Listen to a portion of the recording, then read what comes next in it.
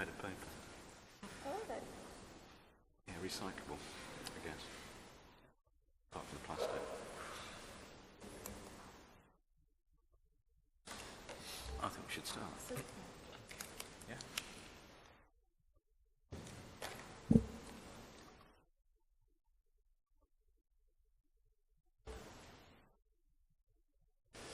Good morning. Good morning. Shall we start? Apologies that I'll be speaking in Italian. Not in Italian, in English. God, surprised myself there. Are you going to be speaking in Italian? No, I can speak English too. Okay. Well, but a very warm welcome to another beautiful day in Perugia. And my name is Charlie Beckett. I run the journalism think tank at the London School of Economics, which is called Polis.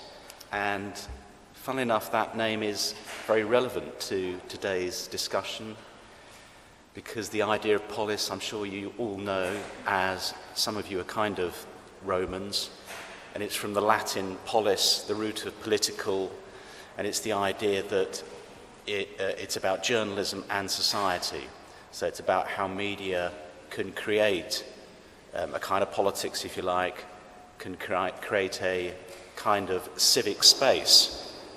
And especially in the modern age, when we rely so much on information to conduct our daily lives, but especially, of course, our lives in terms of reaching out to people, trying to create communities, perhaps trying to understand even beyond our own street or our own office. So that's very much the subject of this morning's discussion, which is not just about, what kind of media have we got, but what kind of media do we actually want? What do we want our journalism to do for us and our communities, our families, our schools, our work, our societies? And I'm very pleased we've got two very committed journalists who, I think I'm not giving any surprises away when I say both of them believe that journalism can do things that improve our societies, but I think both of them also fear that journalism isn't doing enough, and both of them have got lots of clever ideas, not just about why we should be doing things, but how we can be doing things with our journalism that might contribute to this idea of a sort of civic society, a healthy public sphere, and all those other lovely things. So, in a minute, second, we're going to come to Fabio Ciusu, Nicolista. That's not bad, is it? Yeah, the blogger, who I'm sure most of you, especially Italians, are very familiar with. But first, I'm going to turn to Heather Brooke. And Heather is somebody that I've been lucky enough to do quite a few events with. Heather is a journalist who, in a sense, personifies the idea of an independent journalist, someone who has gone her own way and been motivated very much by her own agenda. Most famously, Heather was one of the people who led, really, and persisted and kept fighting for and investigating the now infamous scandal around MPs' expenses in Britain, which not only was it a great story, to reveal, that had a huge political impact and did change the political climate, but it's a really good example of how a lot of journalists don't actually want things to be revealed, unlike Heather. And Heather's got, her first book was called The Silent State, which was all about, especially now in Britain, things are kept hidden, and a new book, The Revolution Will Be Digitalized. Well, I think that's self-explanatory. So I'm going to start with Heather, first of all, to explain what she thinks journalism can do for the civic sphere. Okay, thanks. Thank you very much, and I'm delighted to be here. It's such an amazing festival, and it's my first time here, so I'm just getting to grips with it, and it looks fantastic. I wish we had one of these in Britain, but obviously we don't have the weather or the setting as such.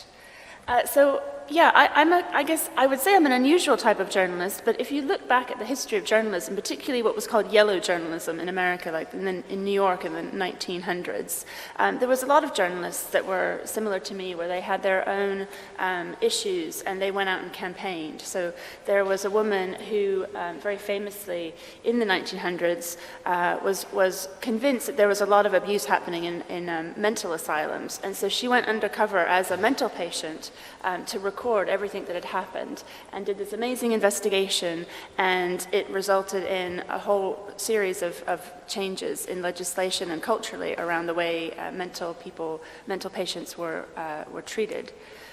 And I guess what I do is I'm not so interested in health or sort of, I guess, typically feminine issues. I'm quite interested in like hardcore masculine issues. So I'm really interested in the police, the military, the intelligence agencies, and central government.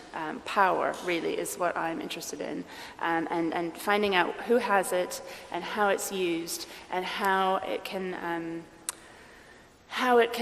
we can avoid it being concentrated, because to me that's the great danger. It doesn't matter what country you're in, it doesn't matter what political system you have, the main danger is always the concentration of power. And so for me it's really important to explain and to teach journalists about power as a dynamic, because it's really the main dynamic that journalists need to understand is how is power flowing through society? Who has it? How do they gather more of it? How do they stop other people having it so that they can get their decisions made quicker? And that's really what I specialize in. So for me, it seems pretty obvious that information is the conduit of power. It is true that knowledge is power, so that's really why I focus on freedom of information issues and transparency and right to know, because it's about trying to redress the balance of power between the state and the citizen. And the only way you can do that is you have to give the citizen more information, which is why the internet is so disruptive and amazing, because once information is digitized, it flows across borders instantaneously in a way that the powerful can't control, in the way that they are used to controlling information and by default used to controlling power. So that's why I find that the internet and everything on it so important, and I'm quite a big advocate on making sure that all of those channels on the internet remain free, and that people can always be talking, always be assembling with whoever they want. They shouldn't be surveyed, they shouldn't be spied on. Not just their communication shouldn't be spied on, but also who they communicate with. I think that's really important, that we have a freedom to assemble. So that's just a bit of background about the kind of journalism I do. And I guess what I wanted to talk about here, and what I'm going to hopefully get some of your feedback from later on, is I've written three books now, and I'm about to teach hopefully a new course at City University where I teach, and it's going to be about civic and campaigning journalism. And when I say campaigning, I'm trying to be really clear that it doesn't mean campaigning in the sense of a think tank or Greenpeace or something like this, because I think there's a danger with a lot of civic journalists in particular that they're basically doing propaganda. And I think there's a fine line between campaigning journalism and propaganda, and we can talk about that later. Also, part of the skills of being a journalist is that your commodity is information, and you're trying to test it for validity, for its trustworthiness, and that is a skill in itself. I'd say that's really the essential skill of a journalist, is to test information in a robust way to see whether it's true or not true. And it's to understand power structures in society. It's to understand the way when people come together, how do they cooperate? So what are the institutions that they build to organize themselves? So it's local councils, it's government structures, school boards, courts, police. And I think that's what's really been lost in journalism, is this idea of civics, civic understanding, this idea of how we all work together to solve common problems. So, if we live in Perugia and suddenly there's a problem of dogs pooping on the street, this is a problem, and how do we solve it? We have mechanisms to do it. We have a local government. We go to meetings. How do the meetings operate? Are they open meetings or are they closed meetings? Who has power to make that decision? This is all what civics is, in my mind. It's the structures of how that works, and how do we make it work? And that's what I think has been lost. I wanted to show you a quick little ad, because this is, can I do that now? Are you ready if I just show this? So you might think, well, why is she showing me this ad? But I'm just going to show it to you, and then I'm going to tell you why I've showed it to you. Hopefully I can show it. Maybe.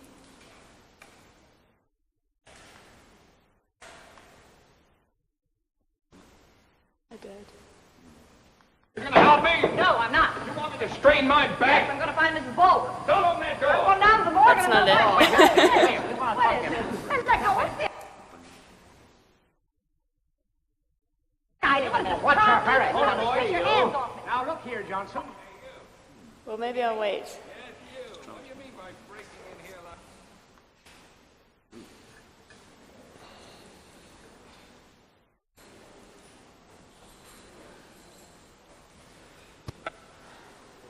Let me just get out of it. I might just talk on until he gets it ready, and then... It's going to roll. Okay. Oh, damn it.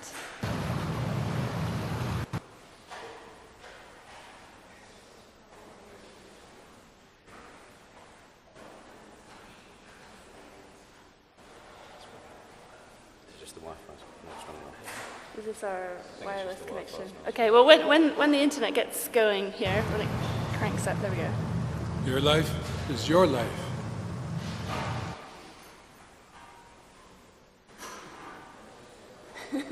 What was that? It's a good place to freeze, I suppose. That was deliberate. Maybe I'll just have to skip this. He doesn't seem interested in it.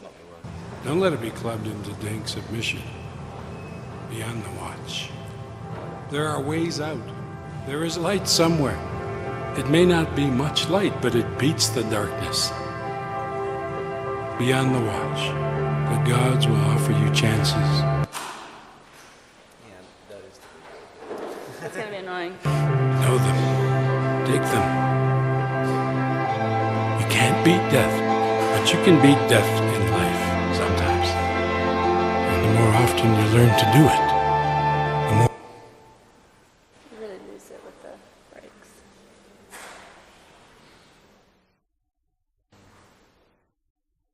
light there will be. Your life is your life. Know it while you have it.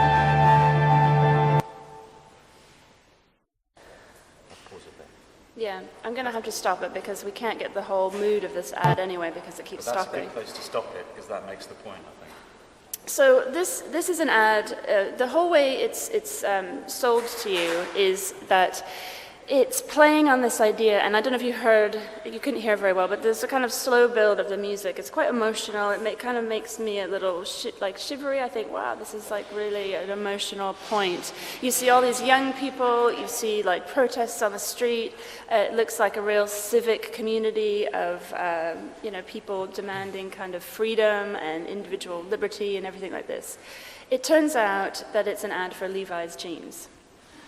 And what I think is interesting is the way that in our society today, we've so conflated ideas about happiness and satisfaction and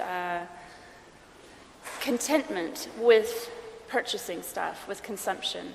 And to me, that's sort of the thing that's going on in our age. And what we've lost is this idea of doing all that stuff, but without having, without the Levi's jeans at the end of this ad. The whole idea, I think, of a lot of the youth movements and protests is that they are trying to get back to an old-fashioned idea of community, of society, of working together. And that's to me what civic journalism is. I think it's about journalism that has a public purpose. So it's not just about trying to sell people things. It's not just about entertaining people either. It's about the public purpose of journalism. And that's what I'm very interested in. So I'm quite keen to sort of expand that because I'll just keep what I'm going to say a little, I don't want to go on too much because I've got lots I could say, but for me it's about what is the public purpose of journalism, and that's where a lot of the mainstream media have lost a connection with their audience, because it's clear that they have one agenda, which is to either sell newspapers or get advertising, or they have a rich proprietor, or they're a corporate structure and they're just about making profits. But what is their unique selling point? And to me, the unique selling point of a journalist operation, different from a free sheet or a load of entertainment, is simply the public purpose. They are the people that go to the local government meetings. They're the people that go to the courts. They chase up the police. They try to expose abuses of power. If the police beat somebody up, that's the point of a journalist, is to go in the name of the public and ask the questions to authority. Like, why did you do this? I want to see the police report. If they won't give it to you, I'm going to bring a court case to make you give it to me in the name of the public. And so that's what I would like to see a renaissance of, is this idea of public purpose journalism. Okay, thanks very much, Heather. And what we'll do is we'll come back and, through the course of this, and Heather can talk more about how, the actual ways that you've done that and how we can do it going forward. But please, you. Yeah. Can you hear me? Yeah. I would like to talk about a couple of risks that I see in what we're trying to do in civic journalism. There is, I think, a global threat, and there are different local threats. And the global threat relates, I think, to the war that is going on, that Heather calls the information war. And I think it's a war on the governance of the internet that is going on, and the basic principles of the internet are being rediscussed right now in a threatening way. Even for civic journalists, for people that try to face power and hold it to account, make it accountable. So are we really going towards this what Mika Sifri calls the age of transparency? It's not necessarily true. That's the point. We shouldn't be. I know it's early in the morning, but determinists here. It's not the technology that dictates like a need for transparency to come. So we have two big pushes, I think, globally. One is for transparency that has been asked for increasingly in the world, and the other one is for stricter, for example, for regulation. And one big example is being copyright regulation on the internet. And most of the times, this last push comes with opaqueness. It's exactly opposite of the transparency that most of transparency advocates, of course, want. One thing I think about is, for example, ACTA, the international treaty, the counterfeit trade agreement, which tries to regulate also copyright, patents, and even basic medicines, the way in which medicines can be, traded between among countries. And this treaty has been negotiated behind closed doors for years, and we had to wait for, investigation by and the publication by WikiLeaks, if I'm not wrong, for the drafts to come out, and that was a concern for everybody. It was not just something that big corporations and states can discuss behind closed doors for without even, telling people. And we have, another smaller example, but I think it's the same, actually it's the same people promoting this, we're seeing it in Italy right now. There is a big push to regulate the copyright, to better defend copyright. And for example, last week we just found out that in the draft of the justice reform, there has been inserted, like copy-pasted from a previous law, an amendment that tries to oblige bloggers and websites alike. It doesn't really specify, to amend the information within 48 hours upon request. Otherwise, you will have to be paying a fine of up to 12,100 euros. And it's just crazy that we make a whole protest against this, even like as journalists and as activists. And we managed to get this bill removed. And then it just pops up, and nobody knows. I tried to ask everybody, I know, even publicly, and of course, with my sources. And there is no way to know who actually wanted to copy-paste that precise thing inside the new draft. And so that is a big threat to civic journalism, I think. And the thing is that these laws don't even have a supporter, There's not even a politician that stands up for his ideas and says, I think this is right. And so I think this is one big threat. And of course, it's not clear to me that transparency is going to win this struggle. And I'm thinking like this Bradley Manning case. And I'm thinking the way in which Daniel Ellsberg was treated like 40 years ago, with the publication of the Pentagon Papers. And I'm not thinking that Manning is getting a fair treatment, And one would suppose that after 40 years, we should have, learned that human rights are important, that whistleblowing is important. Oh, sorry. Sure. Of course. No, I was saying that, in 40 years, one would say that Bradley Manning would be treated better than Daniel Ellsberg because we have, 40 years more into human rights protection. But that's not actually true, because Daniel Ellsberg, to my memory, didn't spend like 2 years in custody or in severe conditions like isolation and what we read, So one thing I would also like to ask Charlie, I know he wrote about WikiLeaks recently. He has a book now in bookstores. Welcome.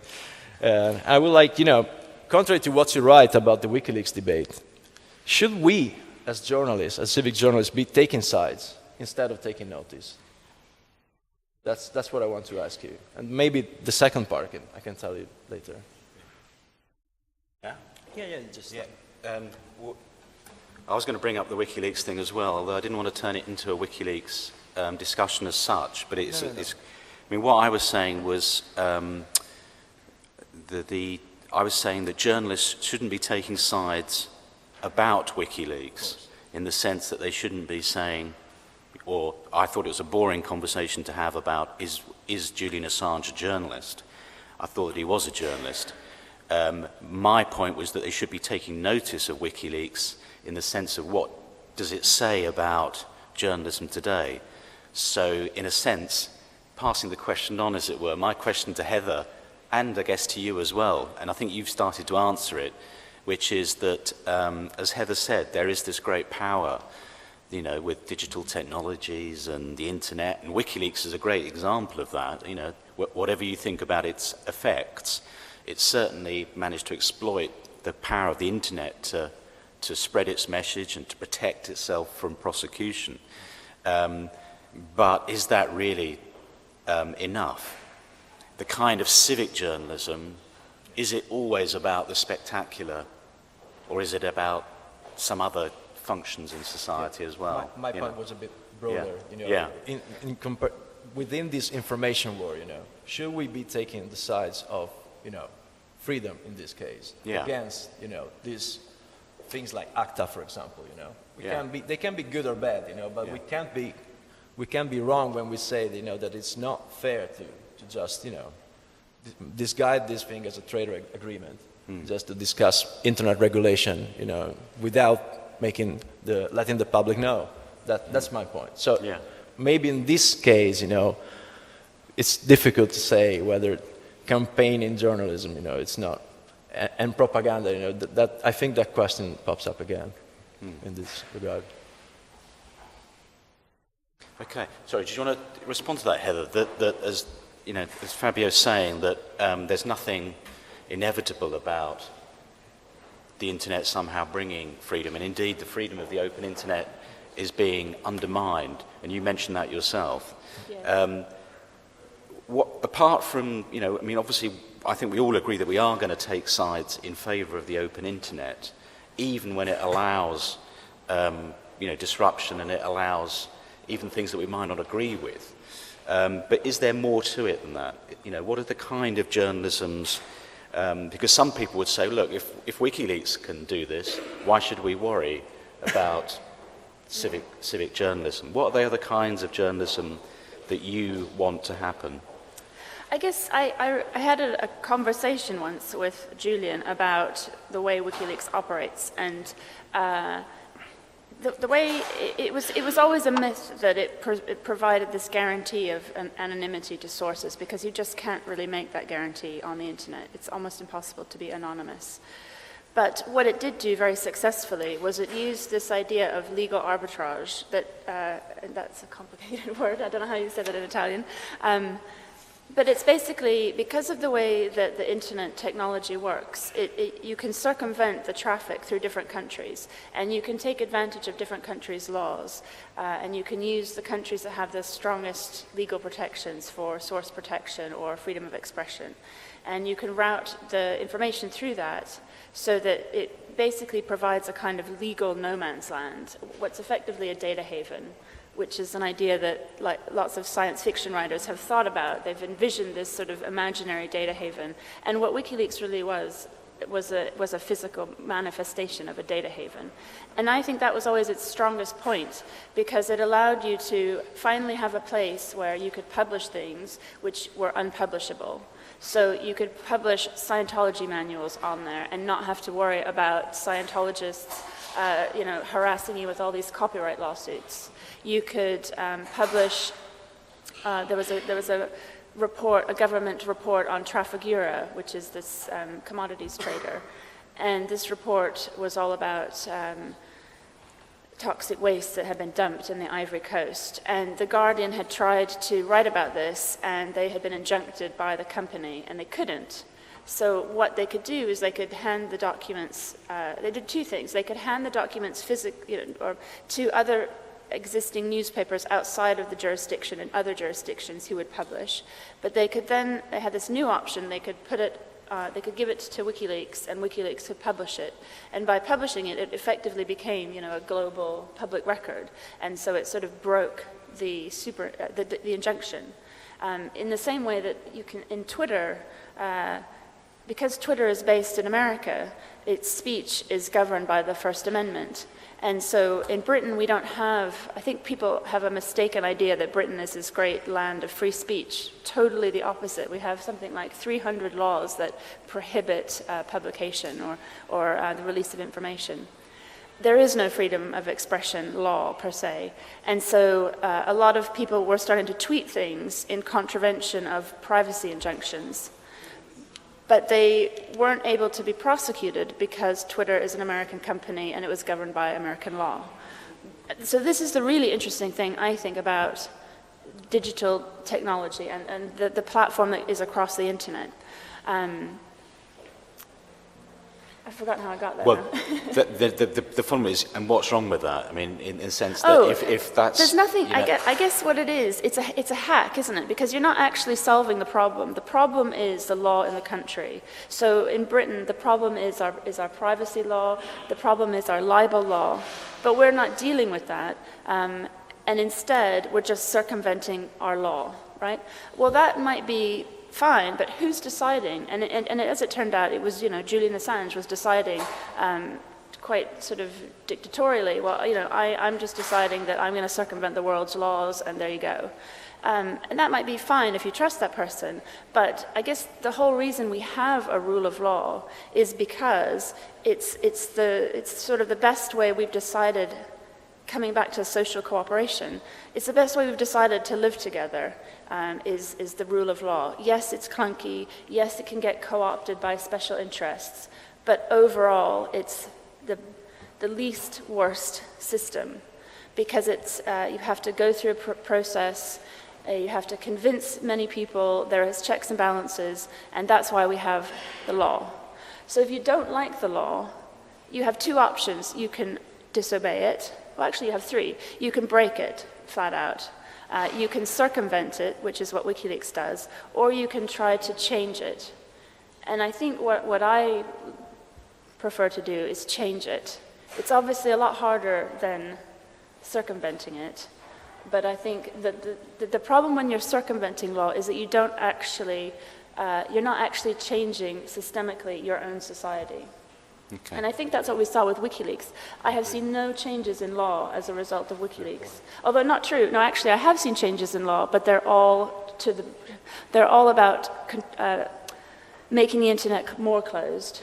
They've frightened people in power to such an extent that they've just really started to push through a raft of legislation about surveillance, about controlling the internet, and it's kind of had the opposite impact as I think it was originally intended to have. Yeah. I'm going to ask you for questions in a minute. I just want to ask one more question to Fabio, which is that obviously you've framed this in the context of open internet, freedom of expression and so on. But what about the sort of journalism? In a way, you could argue that even in places like Italy, people like your blog show that there's actually a sort of flourishing of independent voice and critical reporting that wasn't there 10 years ago. What's the most important for you? Is it that somehow you build more journalism enterprises, that you somehow change mainstream media? You know, if people are journalism students, for example, or they're journalists setting out, what do you think the important thing they should be focusing on? Is it trying to improve their journalism, or trying to push the barriers back on freedom of expression? I think when it comes to, my advice is just, content is king on the internet Right. too. So you just try to, do whatever you want, whatever you like. I think journalism is about questioning power. So if you do this job, maybe you like, putting questions out there to power, which is not that common in Italy. That's the problem. And I'm not saying I'm doing it, but and I'm not the only one. But it's a problem in Italy, and I think it's not that important what technology do you use. It's just important the content of what you say. So now we have like this, compared to 10 years ago, maybe 20. We have these instruments that are amazing, and luckily we don't need to use circumventing technologies, circumventing tools in Italy to circumvent censorship. But still there is propaganda out there. There are newspapers that don't actually question power, they just follow instructions. So and bloggers too, it's just I opened a blog. I don't really consider myself a journalist or a blogger. And it's just that I like to try to understand things and put them in context, and I think it's from what I saw, it's really important right now to put questions out there on freedom of expression online, because it has powerful consequences offline, and because as Heather says, and as she wrote and she said today, it's been increasingly under fire from regulation, and after the WikiLeaks, of course, case, and even after the anonymous attacks that multiply, and cybersecurity is a huge concern. There is a whole rhetoric about the upcoming cyber war that should cause digital 9/11, cyber Pearl Harbor, entire states disrupted, and this is all basically bullshit right now for what we know. That's the problem. The problem is, of course, it's difficult to exactly know what's going on there, and who is anonymous and things like that. But it's important to really double check these claims and not be supporting anonymously, whatever it does just because it is cool, just wear a mask or something like that. It's just it's really important to understand if this is actually a good thing for freedom of expression, and if this is, in some sense, journalism, as as we saw, the material provided by WikiLeaks in this last batch was provided by Anonymous. So Yeah. Do people it's know sketchy too. I was going to ask, just a very quick survey. How many people know what Anonymous is? Yeah, quite a few. Yeah. It's basically a hacking, it's not a thing really, it's a bunch of perhaps loosely connected people. Yeah. And can I ask another very quick survey? How many people would describe themselves, and it's a sort of difficult phrase, but how many people would describe themselves as supporters of WikiLeaks? People who strongly support what WikiLeaks is doing? Yeah. Okay. I think that's a difficult question because It is, I know, it's a deliberately misleading I support question. what WikiLeaks does, but I don't support the way it's been captured by one person. Yeah. Okay, anybody got any comments or questions on this whole area, please? Sorry, we got a microphone. Do we have a microphone? No? Microphone? No, he's just coming over. Grazie.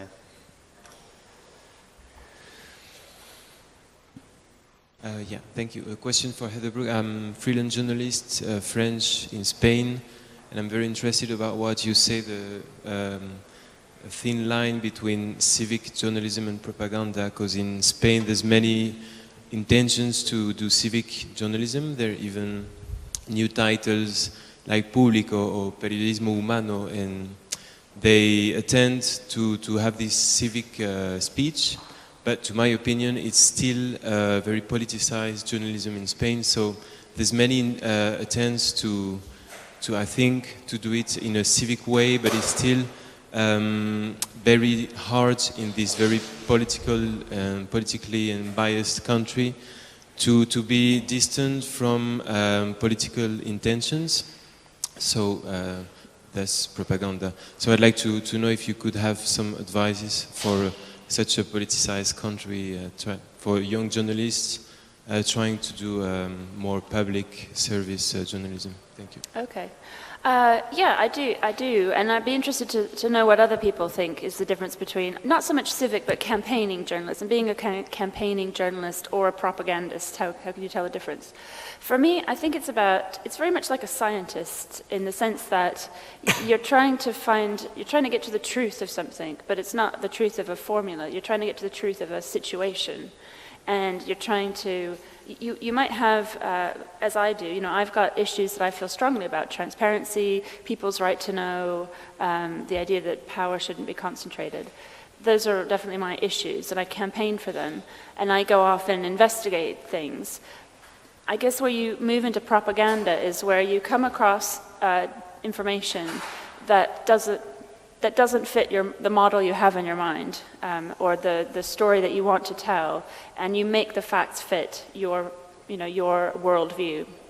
And I think it's a danger, not just for journalists, but for all humans. We learn a model of how we think the world works, and just from a psychological standpoint, we don't want to have to relearn that model over and over again. We want to.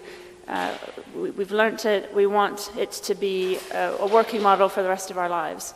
So I think if you're a good journalist, it's important to be incredibly skeptical and always be aware of your own prejudices, so that you are open and giving enough space to facts that may not fit what you want to say. So I don't particularly like politicians, for example. I think they're sort of weird people. And I'm always Journalists are not weird people. I love journalists. I think journalists are the greatest people ever, actually. They're so much fun, and they like to go to the bar. They're heaps of great conversationalists. Anyway, politicians, however, are not good conversationalists or very interesting. You know the wrong politicians. But obviously, and I have like my own views about why they've gone into politics. I might think, oh, they're power mad, or they're weird, insecure, or they just want control over people.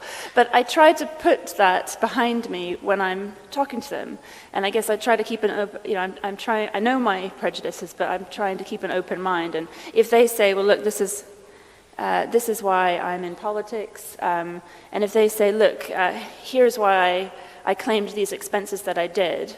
I don't just say, you're a lying bastard. I try and think about what they've said, and then I go and check whether it could be reasonable or legitimate. And I think that's important. I don't jump to conclusions instantly either, or conspiracies. I think that's another real danger on the internet. It's just like awash with conspiracies. And I think if you've covered... It strikes me that the people that believe in conspiracies are always the people furthest away from power, because as the closer you start to understand how powerful things work, you realize that most of the time it is actually incompetence rather than conspiracy or miscommunication or something like this. So, try not to be jumping to instant conclusions, try not to think that it's all part of a great conspiracy, be intensely skeptical, take on board opposing viewpoints. Although not to say that you shouldn't think about reputation. That's one of my great irritations about the online sphere, and particularly Twitter, is that it's great that everybody has an equal right to speak, as they should, but the problem is that if somebody is a consistent liar or propagandist, I want to know that along with what they're saying at the time. I kind of wish that Twitter had some sort of forum where you could find out the number of people who have blocked that person, so you would know, like, they're a kind of regular crank or troll or something like this. You can usually tell quite quickly. Yeah, you can usually tell. I mean, if you're attuned, you can generally tell. And I guess the way you tell is because they jump to conspiracy theory, they jump to conclusions, they are convinced of their view, they don't listen to any opposing viewpoints, and they have conspiracy theories. So I think we got there. That's a very good question. I think Heather's, the difference. What I think, Heather, we're all talking about today, this morning, is about this idea of civic journalism somehow being different from.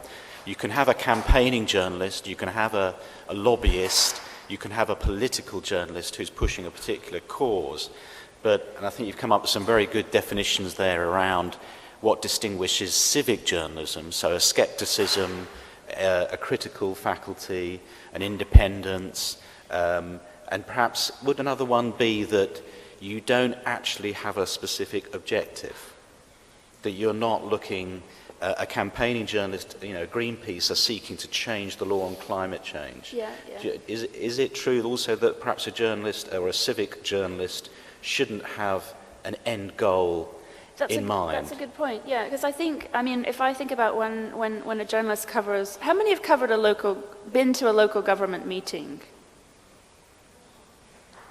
Yeah. This is sad. You're all journalists. You should all go to local government meetings. How many of you have been to a court hearing? Okay, still quite small though.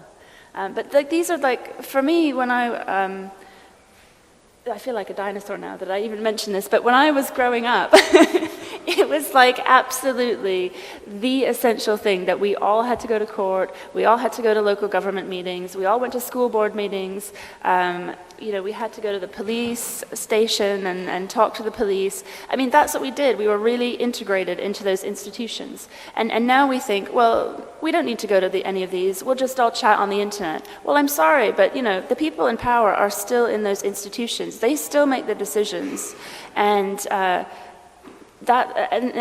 they probably think, oh, gosh, great. Now we can have our local government meeting and there's no pesky journalists here, so we can just, crack on. And do whatever we like. And to pick up again, I think again that's a very useful. Perhaps that's another very useful definition of what is the civic journalism, rather than what is political journalism, for example, is that where it happens. That if you think about civic life, it isn't all on the internet. If you go to courts, certainly in England, if you go to courts, not all the information in that court case is put online. They don't put the statements online. We put almost nothing They online. don't put the transcripts of the court online. It's very difficult even sometimes to find out who's appearing and where they're appearing, unless you go there physically. So there are still, even in the digital world, aren't there? There are things happening in courts, local council meetings, places that feel quite boring, but they are where decisions are being made, and journalism is kind of withdrawing from those spaces to that much sexier and easier space called the internet. Yes. Can I don't want to hog the agreeing space, here, but aren't so I've just come, I was covering this inquest in Britain before I came, and it's this this spy, a code breaker spy, who was found dead in a bag in his house. And nobody knows how he died, whether it was murder or suicide or some kind of weird autoerotic sex game that went terribly wrong or what. Nobody knows. And it's all really strange. And because it involves MI6, there's lots of kind of secrecy around. There's been a big battle just to have it as an open inquest. So it's open, and we go along, and we're listening to it. Well, because it's such a high-profile case, there are lots of journalists there, and quite a few of them are tweeting. But obviously, they're trying to write articles as well, so they can't tweet everything. And what I've found really strange about this case is that I'll have some people in Australia, not even at this case, tweeting as if they know what's going on. And telling me stuff. I'm like, are you even here? He's like, no, I'm in Australia. I'm like, you don't know what the fuck you're talking about. I'm sorry. Like, stop getting into my feed because you're just distracting me, and I don't even, you're giving wrong information actually to the public. And it's actually illegal, some of the stuff he said, because, there's certain things that there's reporting restrictions, there's lots of stuff. Yeah. And the judge had made this ruling about whether you could tweet or not tweet in this court. And this is just so ridiculously British all over. Maybe it's the same in Italy, I don't know, if you can even tweet in court here. But the judge said she doesn't like people tweeting because it distracts her. And so the journalists all have to sit in a back room where they can type and tweet. And if you want to sit in the front room where the inquest is actually happening, you can only be there if you write on a notebook. And so I wasn't clear. And this guy from Australia said, yeah, you can tweet. Well, that's not true. In fact, if I had followed this guy's advice, I would have been kicked out of court. So this is the thing. And, he thinks that all is equal because it's online. It's like, no. And actually, you're getting such a tiny fraction of that case. Even from the people that are there tweeting. You're not getting any of the statements, you're not getting any of the evidence, you don't see the video footage, you're seeing nothing. And the only way to really see it, to be a proper journalist, is you have to physically go to those trials, to those inquests, to those meetings. Yeah. Okay, should I take any more? Yeah, exactly. Yeah. And of course, a lot of court cases, there are no journalists at all. Please take some more questions. Do you want a microphone here, please? Alla sinistra. Salve, buongiorno. Una domanda la farò in italiano per essere più chiaro. Prima della domanda volevo sottolineare un piccolo aspetto. Si è parlato adesso... Hang on.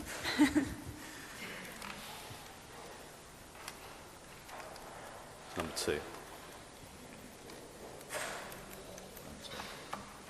Ok. Yes. Prima della domanda volevo, sottolineare un piccolo aspetto. Si è parlato adesso, di uno scopo finale, del giornalismo civico, anche di entrare fisicamente nelle istituzioni. Proprio questa mattina ricevevo un'email di Ossigeno, che è un servizio di informazione qui in Italia, dove segnalava che alcuni giornalisti sono stati cacciati dal Consiglio Comunale di Anzio, che è una cittadina a pochi chilometri da qui, per cui l'Italia si muove in una cornice un po' particolare in questo senso, per cui è vero che manca a volte un senso civico di reale partecipazione e presenza civica, quindi andiamo a capire veramente come funzionano certe cose, però anche laddove si vuole fare è molto difficile farlo. E questo è uno dei motivi per cui, tra le altre cose, l'Italia è stata recentemente attenzionata da una visita informale di un relatore speciale dell'ONU per il diritto sull'informazione.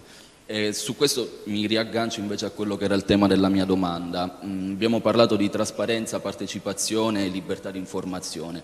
17-18 aprile ci sono stati a Brasilia i lavori per l'Open Government Partnership. L'Italia si è presentata con un documento abbastanza debole e fumoso, tra le altre cose, ma soprattutto l'Italia è l'unico paese dei cosiddetti paesi democratici o comunque occidentali o comunque del nord del mondo a non essere dotata di una legge vera, di un Freedom of Information Act, una legge reale, concreta sull'accesso alle informazioni e alla libertà di informazione.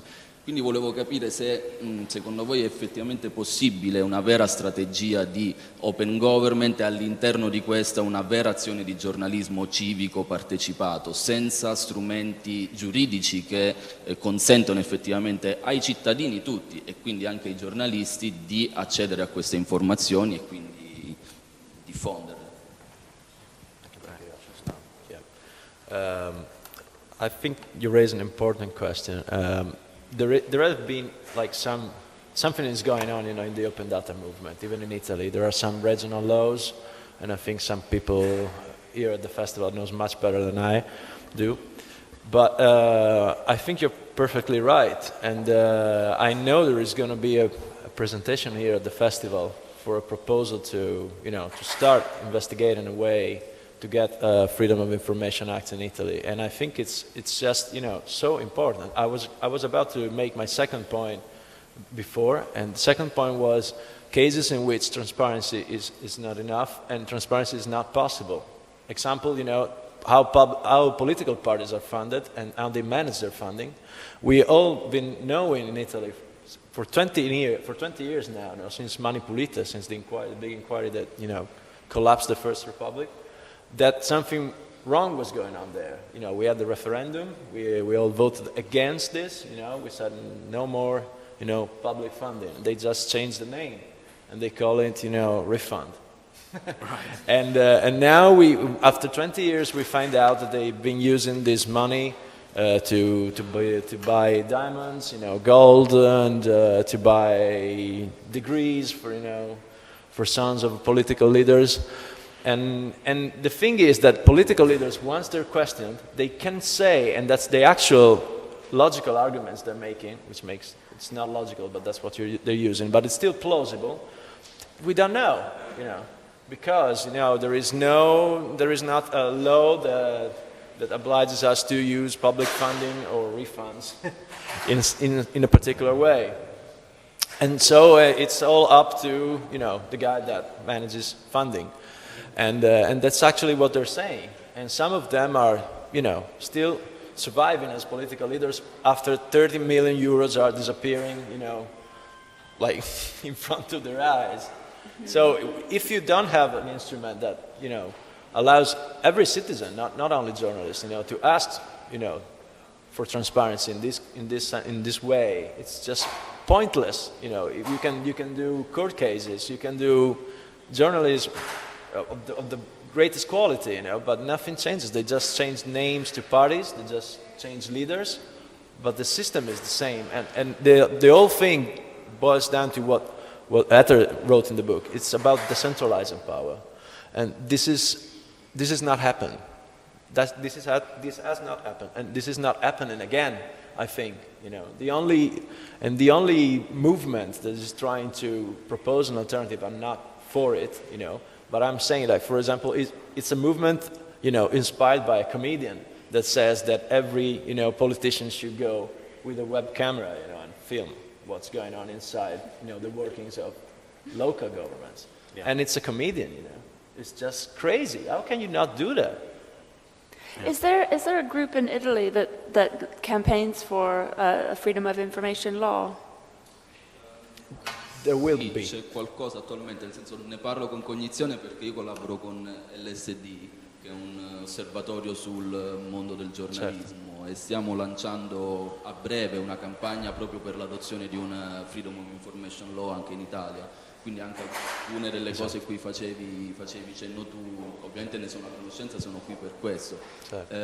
Però ovviamente colpisce che questa cosa stia nascendo nel 2012, quando sì, che nessun partito ne prenda parte, nessun partito, anche quelli che avrebbero nel proprio DNA, questi temi, hanno mai portato avanti un'idea simile. Mi sembra molto strano che, venga a me a 30 anni e mi sono affacciato sul mondo del giornalismo da un paro per questione collaterale, diciamo, e non sia magari venuto in mente a nessuno che, diciamo, detiene un po' le redini delle istituzioni e dei poteri da invece 30 anni a questa parte, quindi sorprende un po' la staticità di alcuni personaggi che sono tra i cosiddetti illuminati del panorama italiano, invece sono molto, molto distratti quando si parla di queste cose.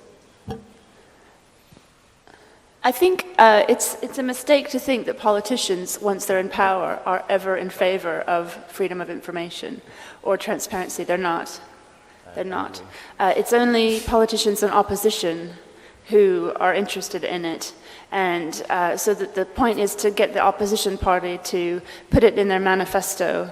And then they have, basically, once they're in power, you have a window of opportunity of pretty much 2 years maximum before they become seduced by power and just think, oh, you know what, we actually don't like the public knowing what we're doing. We prefer to keep them outside. So you've really got sort of this 2-year window to make change. The other important thing is scandal. I don't think that's something foreign to Italians, scandal. Scandal is an amazing agent of change if you want to put in anti-corruption laws. So, for example, the main reason that Britain suddenly became, the new government was this great advocate for freedom of information and transparency suddenly, and they really did. I mean, like, we're coming into the 2-year mark now where they've been in power, and now their interest is like dropped to almost zero. But in those 2 years, they really put through a lot of interesting stuff. They demanded all local councils had to publish all spending above £500. All the salaries of senior staff had to be published. All the contracts had to be published. I mean, it was really pretty good. The reason they were so pro-FOI is because of the MP's expenses scandal, which was just so devastating for politics. And they made it their manifesto promise that they were going to be this new, open government for the people.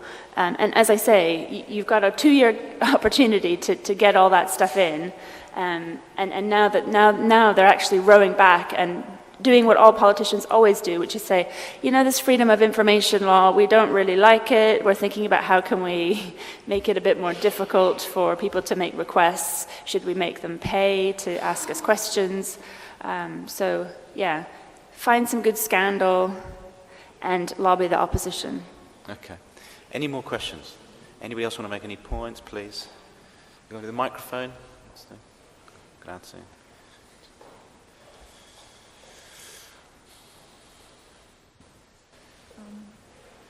I'll try an English question.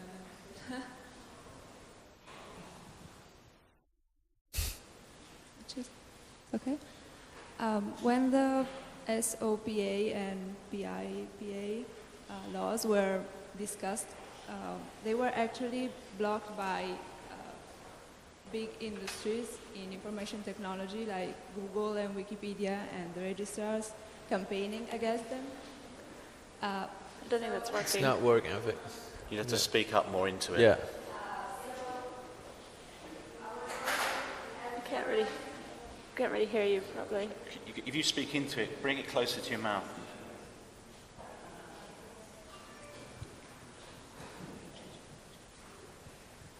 Try again. Okay. Yes. When okay, when the SOPA and PIPA laws were blocked in the U.S., it was because the big industries in the information technology campaigned against that, basically like Google and Wikipedia, and also even though the press was covering that aspect, it wasn't really. They weren't really useful. Like, it was more like Wikipedia that blocked those laws than journalists, basically. So when Heather Brooks says that you aim to change the laws, I would like to know, as a journalist, if you have some strategy, some strategies that that work. And if you can have a similar impact as Wikipedia and Google and the registrars, and if you have, strategies to effectively influence the lawmaking process. Because with SOPA and the other one, it wasn't really the press that changed it. It was more like the industry. It was more like lobbying. That's right. They can't hear you. Yeah, you just need to talk slightly more. Oh, okay. Yeah, can I answer that? Yeah, I think we got the message. Do you all hear that? I think it's basically saying, well, who would oppose attempts to bring in restrictions on the internet, and do the journalists oppose it enough, or is it the lobbyists who oppose it? Is it the new media companies who oppose it?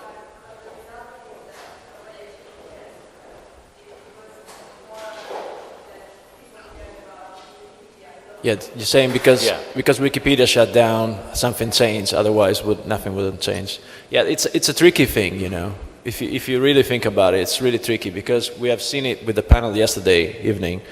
It's tricky to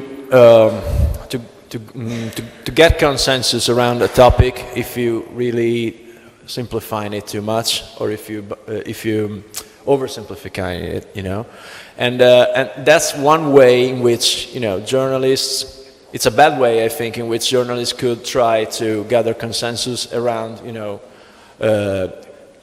contrasting these laws, going against these laws. The way in which it should be done is through arguments. These are bad laws. This is the thing, These laws are pretty bad, and there are great arguments against these laws. And it's the role of the journalist is to inform the public about these arguments, I think. And of course, if Wikipedia shuts down, it's better, but it's helpful. But it's not an argument in itself. You cannot keep the internet free by closing it down. It's just just pointless. The thing is, you cannot even try to become an activist to the point in which you try to gather money or consensus around the cause, as we were saying yesterday, because that's not journalism. Yeah, but the question was if you as journalists and how can you have a similar impact and do the same thing? You have to educate people with arguments. That's why. Did it work? Excuse me? Did it work? Well, it did work with because SOPA. Was it journalists, do you think, that blocked the SOPA? No, I think in the end it was massive companies in Silicon Valley. Yeah. It was Google and... Exactly. So I was asking if the press and journalists have similar ways to have an impact on the lawmaking process, just as the lobby of information technology industries have. Yeah. But I think it's true, isn't it, Heather, that one of the problems is with this debate is that you've still got a lot of, let's call them traditional journalists, who still see the internet as a threat. They still talk about Wikipedia even as something that's slightly dangerous, let alone WikiLeaks. So true. And so that you actually do get newspapers who are, like the Daily Mail is currently campaigning for tougher controls on the internet, and you've had that as well, that it wasn't really newspaper journalists that were fighting for, or not as an industry. It wasn't fighting for FOI. It wasn't fighting for open government, was it? That was politicians, and it was internet campaigners that were fighting for that. That's true. Yeah. I think the reason certain papers don't. Well, I think certain papers are more. If they're right wing, they want to be seen to be tough on crime, and so that's the reason they. That's the same in Italy. So it's about understanding that making the internet less free doesn't actually make us safer. I think that's just got to redo the argument. But yeah, you asked, can a journalist really change law? I mean, I guess that's the point. I mean, I don't know that it's the job of a journalist to change law. I mean, if you want to be doing that, you should go work in public policy or strategy in a government, or a lawyer, or taking or working in a kind of think tank that is specifically about policy making. But I think what a journalist does is they're not thinking about a specific law per se, unless it's maybe freedom of information, but they're thinking about the system.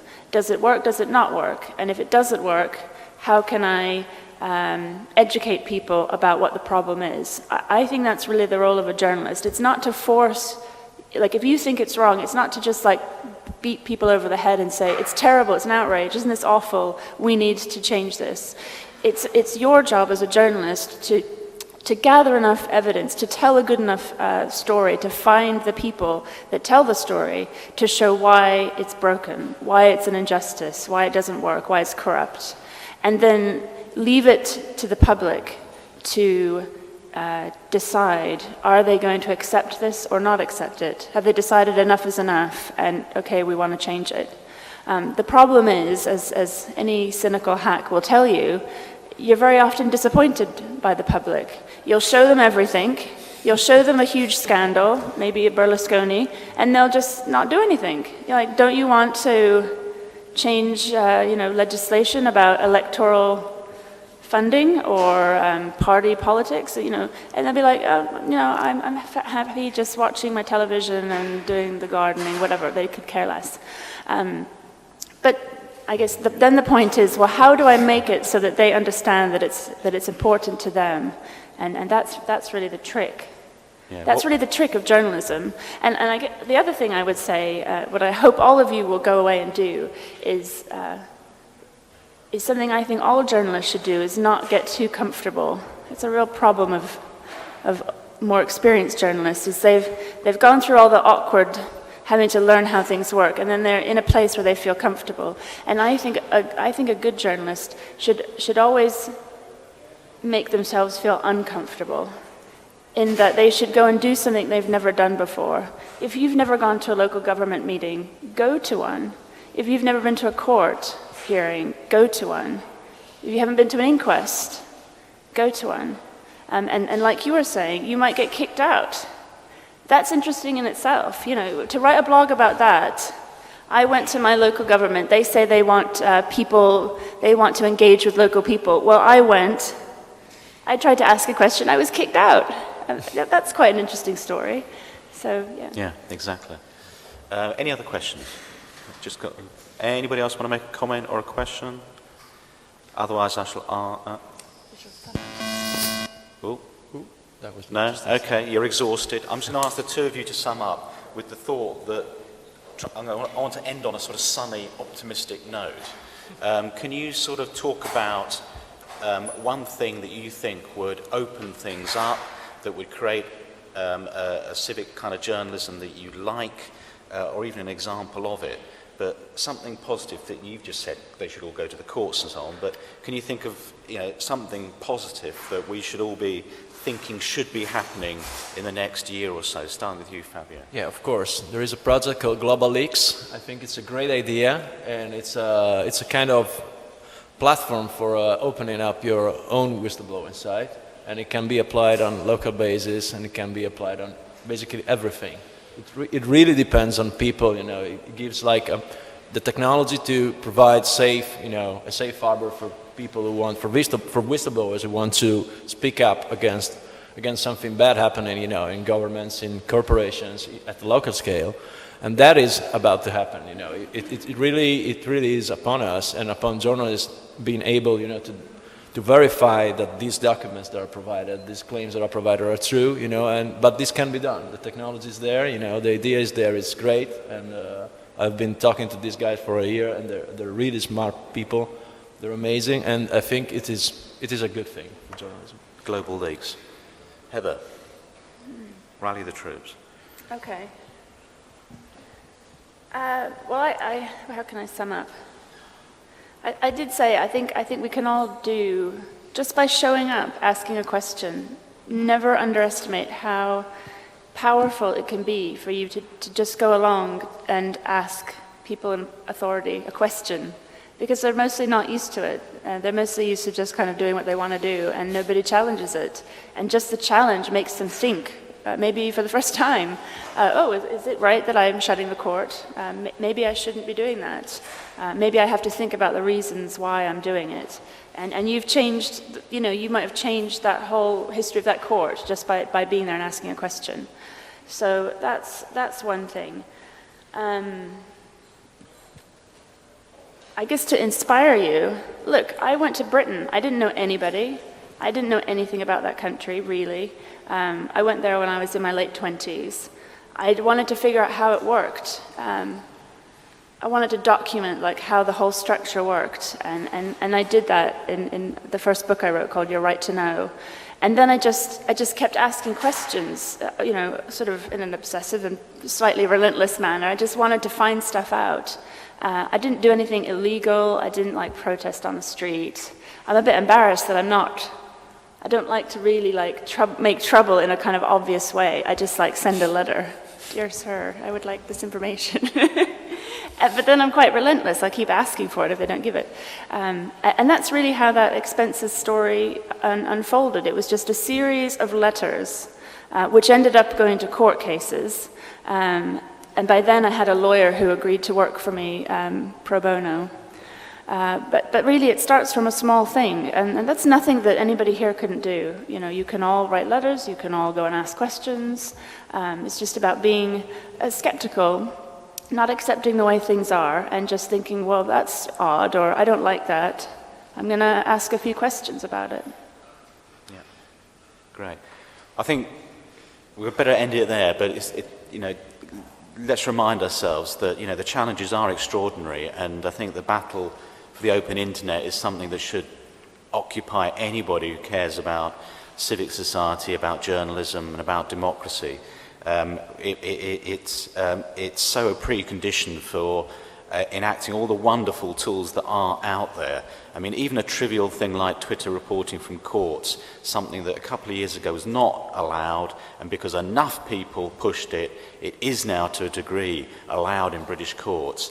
So I think we have to remember that the tools are there, and there's certainly an appetite out there from, if you think of Italian publics, British publics, I think global publics are so sceptical, they're so despairing, that what they want is people who are prepared to stand up and try and find things out that will make their lives healthier, that will make their societies work better. So I think the demand is there, but I think the key thing it's sure we need the skills, but above all we need the attitude and the aptitude and the willpower. So strength to anybody out there who is going to be asking even the little questions, but lots of them. And good luck to you all, and thank you very much to Fabio, thank you very much to Heather. Thanks to you.